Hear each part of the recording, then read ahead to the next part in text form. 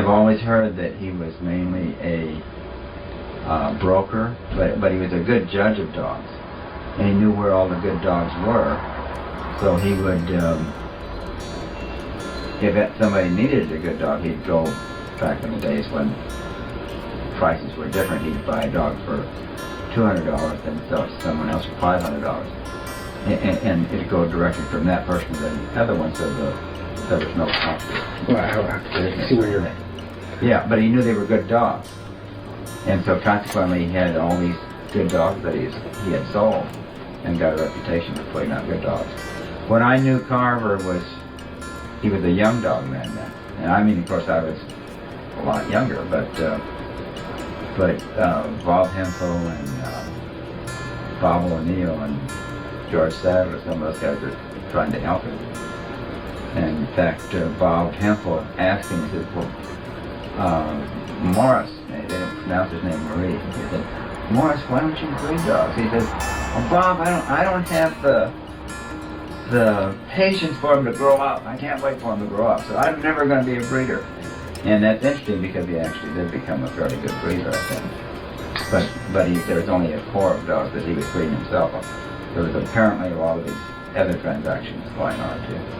Well, that's why I kind of get mixed up. Every now and then they'll say it's a Carver bred dog or whatnot. And to be honest with you, you really didn't see him, or if you looked at the certain pedigree, I couldn't figure out why they were calling it a Carver dog, other than he sold it. Right. And I think he really gave pedigrees with his dogs. So you weren't always certain how they were bred. Some other honey bunch. I've never heard of any litter mates or any other particular dogs off that same breeding or being litter mates to that dog. Have you ever come across anything as far as? No, I haven't. And there's always been the question whether she was really by Bully's son or not. And I know that James Crenshaw and what was his partner's name? Langley. You know his partner's name. Garrett? Not Garrett, but I just can't think of his name. That was James Crenshaw's partner.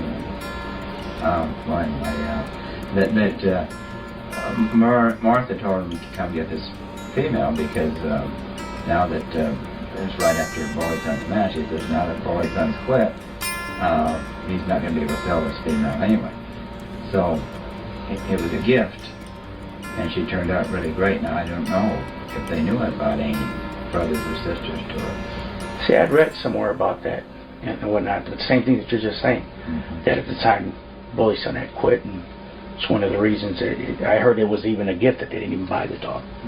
You know, but who's to say? And that's why I'm just trying to find out if anybody has ever heard of any litter mates. And to my knowledge, as of right now, there's nobody ever had another dog off of that. Yeah, I haven't heard of it. No, I've written the ADBA just to see if there's any dogs registered under that sire and dam, and other than Honey Bunch, they don't have anything as far as that goes.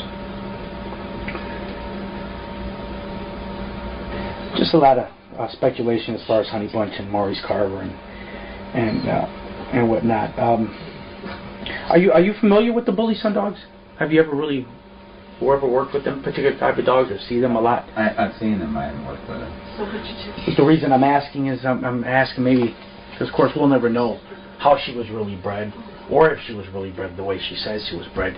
I'm looking for similarities as far as maybe if you can, since you've seen a lot of Bully Son dogs, is she typical of a Bully Son dog?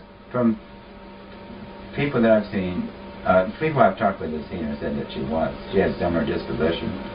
And of course she had ability. And so I suspect that she probably was bred that way. I'm not happy about that because I'm not high on Bully Son. A Jeep I love. You know, both dogs I know only by reputation. But so I'm not eager to have him be a grandson of Bully Son, but I think that's probably the way it was.